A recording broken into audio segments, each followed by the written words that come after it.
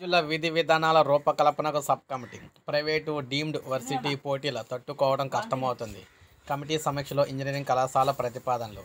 Private engineering, ఇతర వృత్తి విద్యా కళాశాల ఫీజులను ఖరారు చేసేందుకు కొలమానాల రూపకల్పన కోసం లోతుగా పరిశీలించేందుకు సబ్ కమిటీను నియమించాలని ఫీజుల కమిటీ నిర్ణయించినట్లు సమాచారం. ఫీజుల కమిటీ చైర్మన్ ఆచార్య బాలకృష్ణారెడ్డి అధ్యక్షతన జరిగిన సమావేశానికి ప్రభుత్వం సలహాదారులు అయితే కేశవరావు, విద్యాశాఖ కార్యదర్శి అయితే కోరడం అయితే జరిగిందనమాట.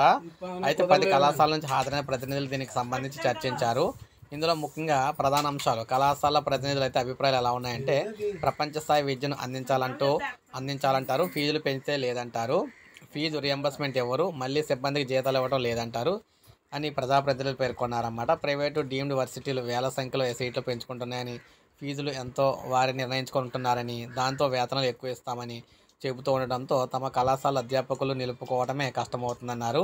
భారీగా ఫీజు పెరిగిందని అంటున్నారు. వాస్తవానికి 2022లో తమకు ఒక్క పైసా కూడా పెరగలేదని, అందుకు కొన్ని సాంకేతిక కారణాలు కూడా ఉన్నాయన్నారు.